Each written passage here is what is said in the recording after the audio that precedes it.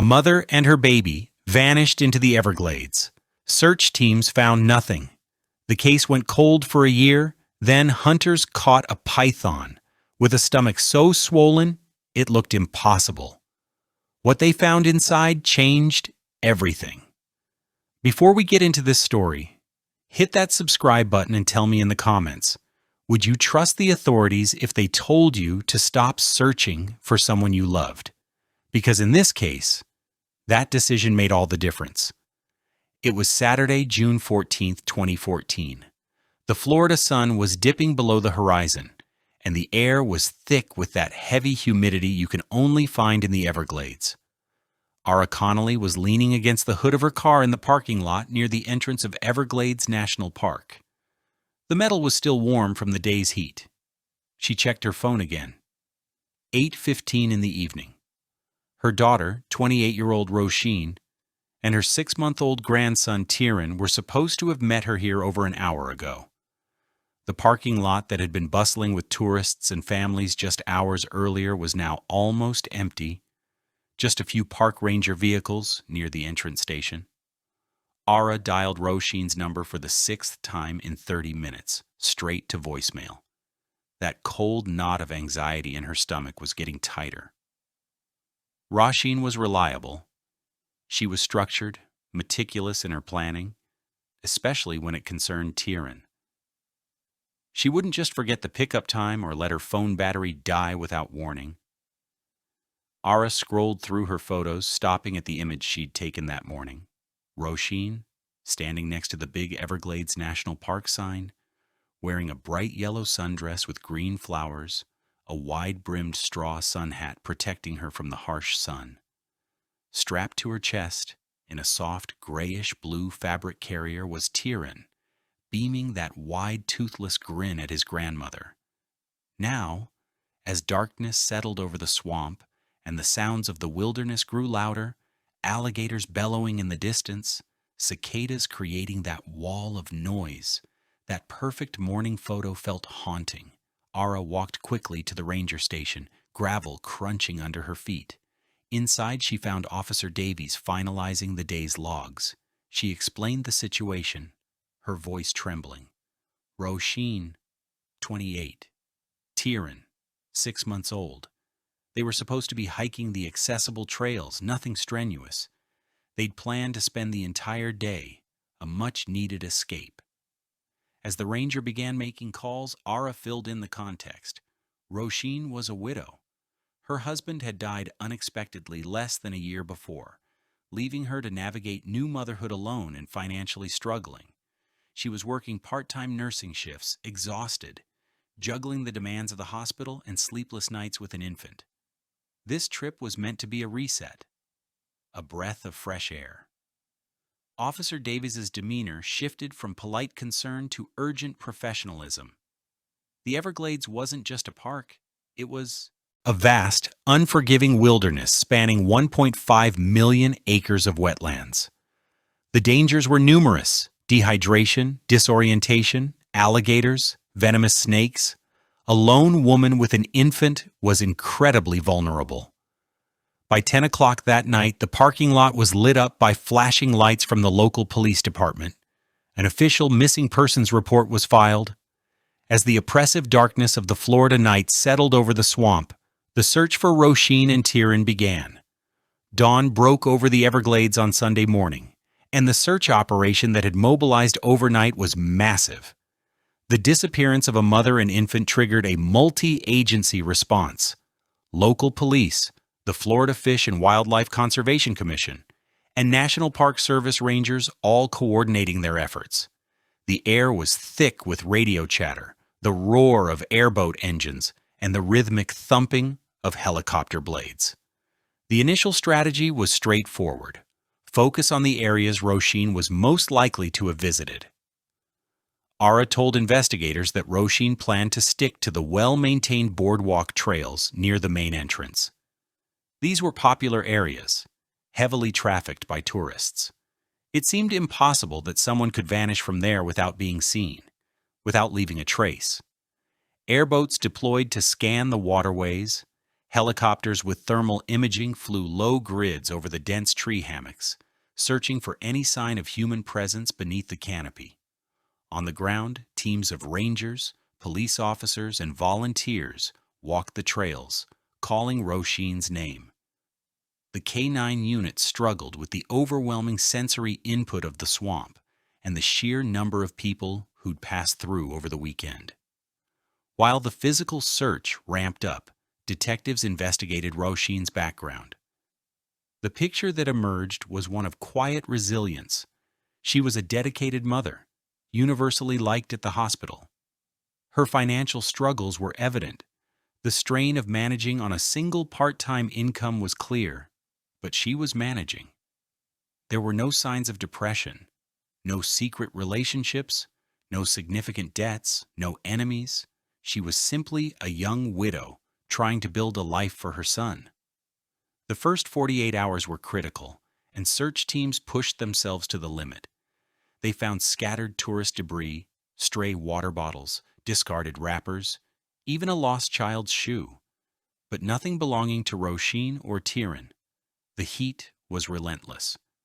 Then on the third day, Tuesday, June 17th, the operation hit an unexpected obstacle that would fundamentally alter everything. The command center was preparing to expand the search grid into less popular, more rugged trails and service access roads deeper into the park. That's when Detective Jasper Mallory arrived with urgent news. He informed them that a significant section of the planned expansion area was indefinitely closed, effective immediately. The reason? An environmental hazard. According to an incident report filed late Monday night, a private agricultural contractor working on land bordering the park had experienced a catastrophic equipment failure during a routine pesticide application. This resulted in accidental overspray of a potent, restricted chemical into park boundaries. The chemical was dangerous if inhaled or touched before it degraded. The implications were devastating. The contamination zone encompassed a large area directly adjacent to where Roisin might have wandered. Due to the hazard, ground teams and K-9 units were strictly forbidden from entering. Mallory was adamant.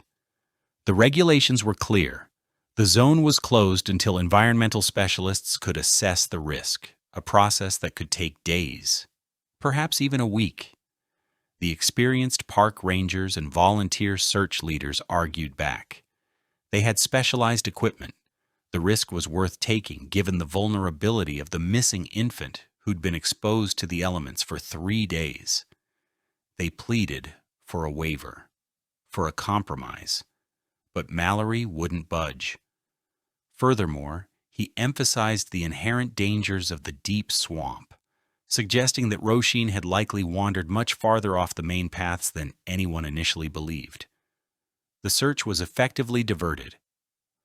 Resources poured into the deep swamp areas that required airboats and specialized equipment.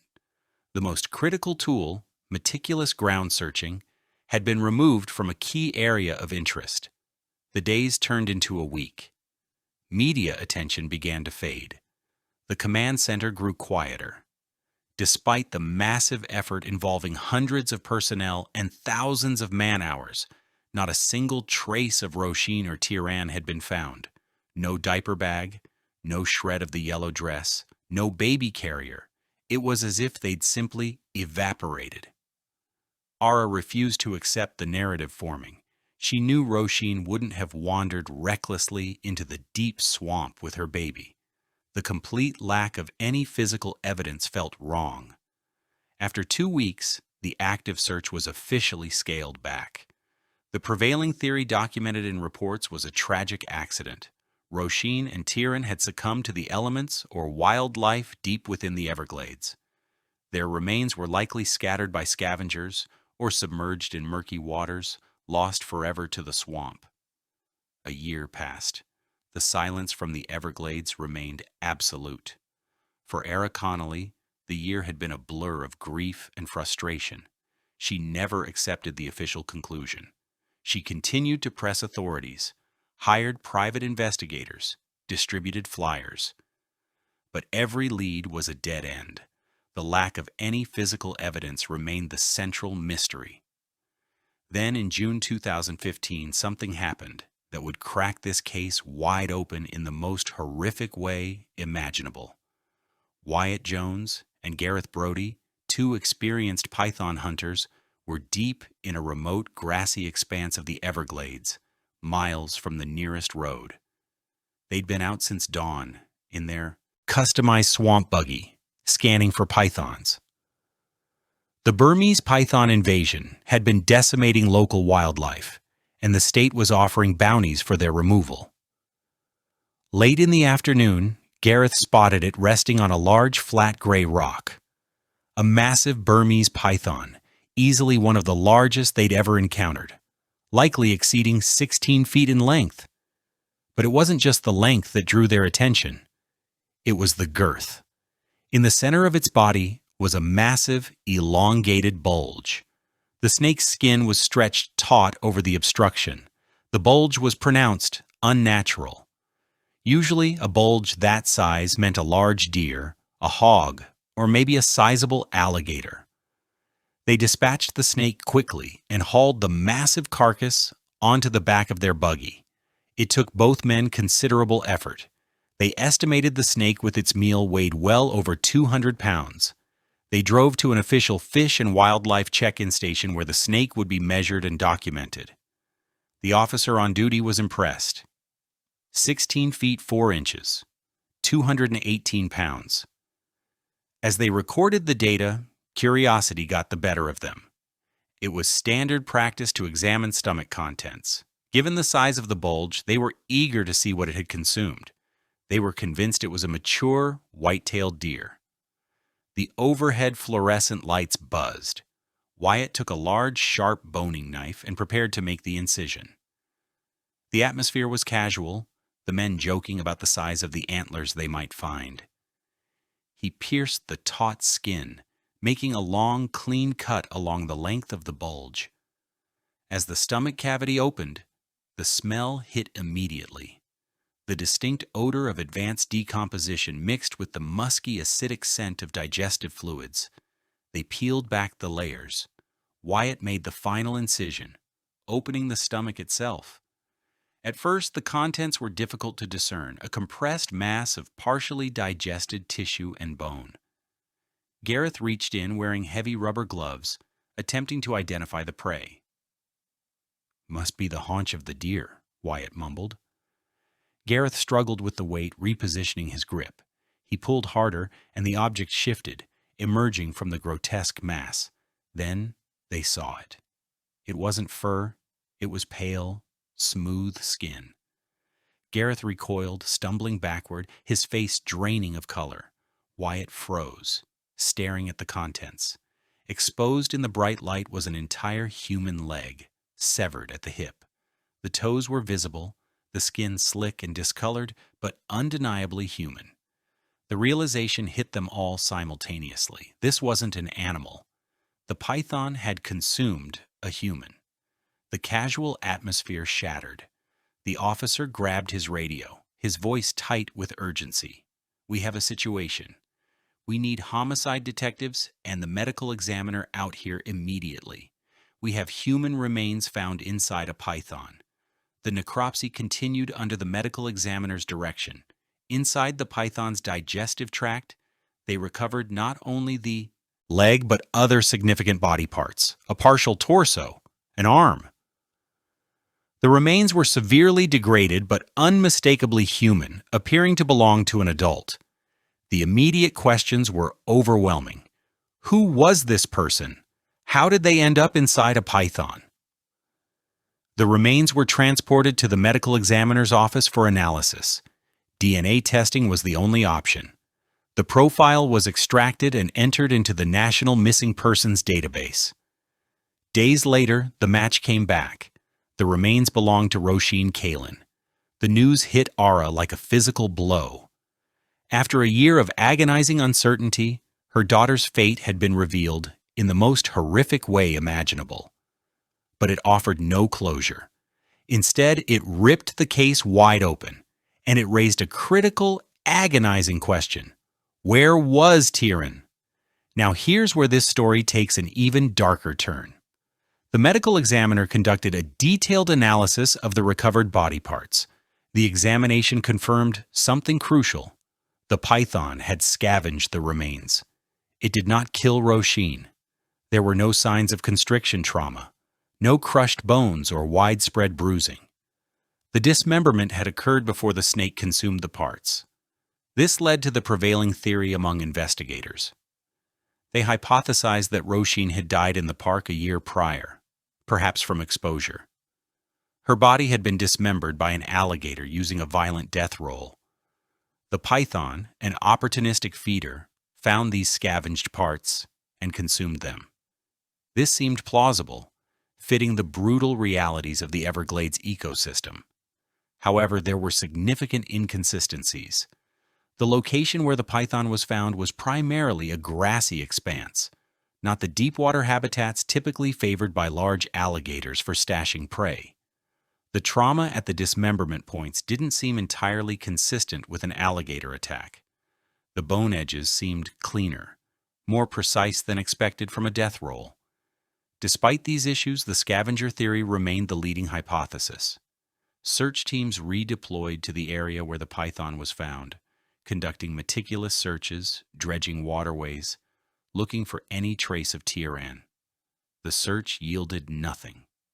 The mystery of Tiran's fate became the agonizing focus. If Roisin had died in an accident, Tiran would have been with her. His remains should have been nearby. The absence suggested something terrifying, that someone else was involved, that Tiran had been separated from his mother. That's when they brought in a specialist, Dr. Eris Thorne, a forensic anthropologist renowned for analyzing severely degraded remains.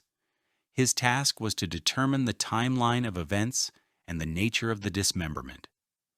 Dr. Thorne spent days examining the tissue, the bone structure, the cellular degradation.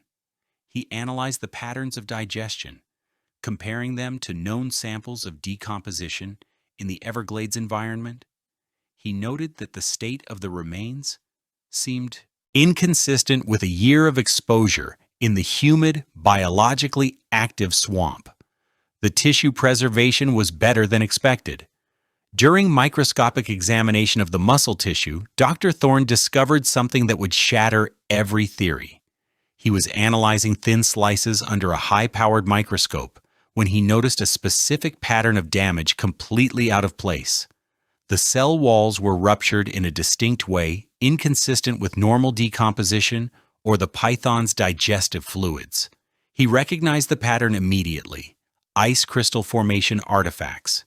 When biological tissue is frozen, particularly rapidly, and kept at consistently low temperatures, the water inside cells expands, forming sharp ice crystals that puncture cell membranes.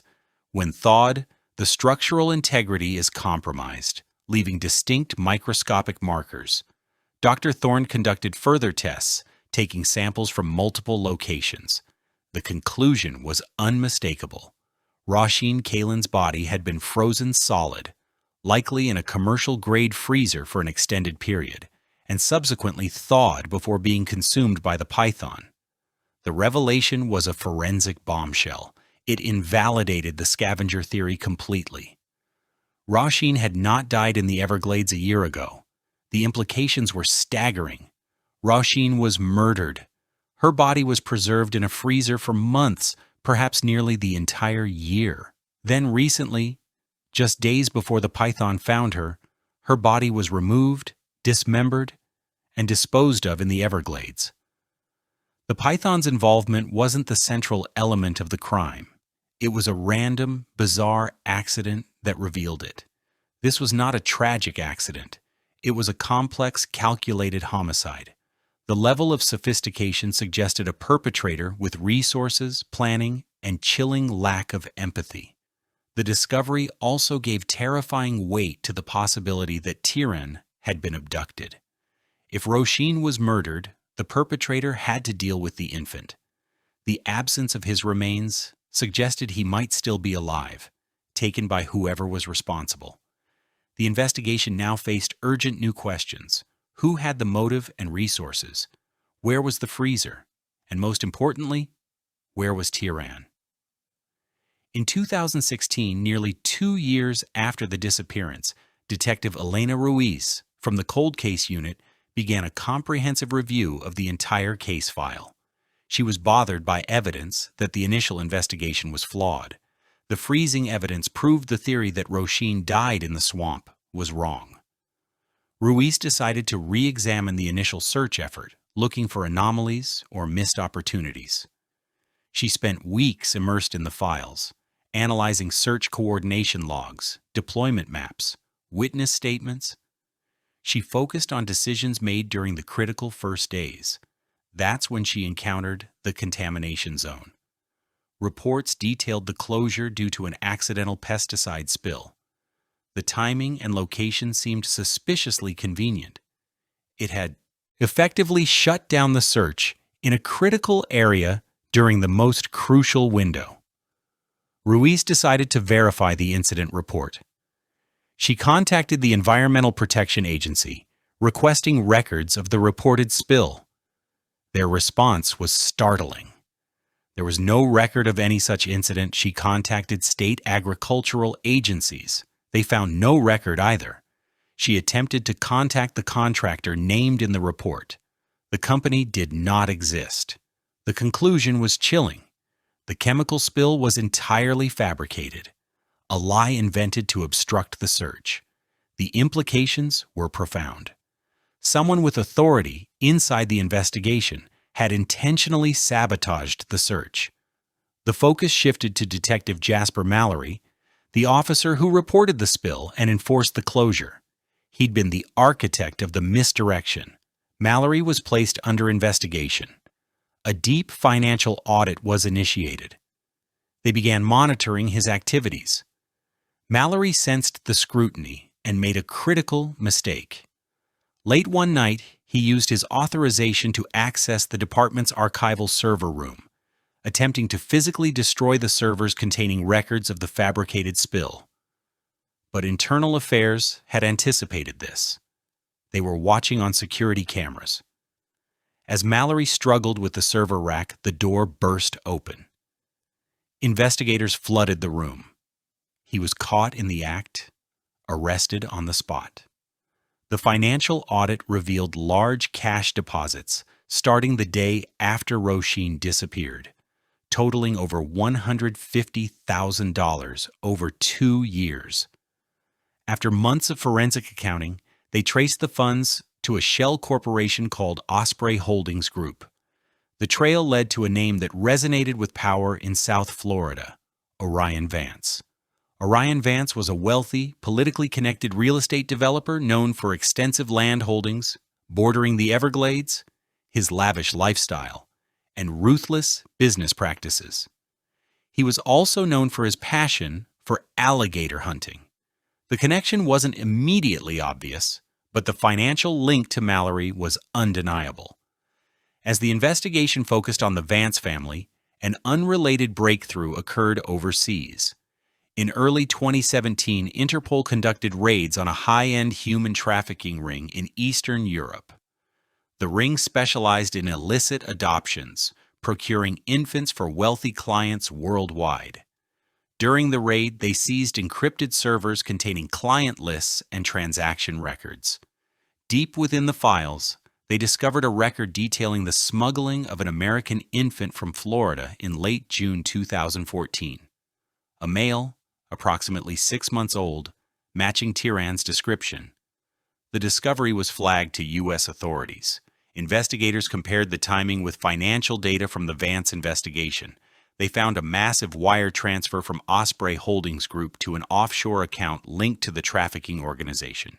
The transfer occurred the same week the baby was smuggled. The convergence was staggering. Orion Vance had orchestrated the cover-up of Roisin's death and the trafficking of her infant son. The realization that Tiran might still be alive, now 3 years old, living somewhere in Eastern Europe, injected desperate urgency into the investigation. The time had come to dismantle the conspiracy. Confronted with irrefutable evidence, Detective Mallory confessed. He admitted Orion Vance paid him to fabricate the chemical spill to keep searchers away from a specific area near the Vance family's land holdings where the crime occurred. He gave them everything needed to move against the Vances. At dawn, a coordinated SWAT operation descended on the Vance estate. They breached the gates, secured the perimeter, and moved toward the main villa. Orion Vance was arrested in his study without incident.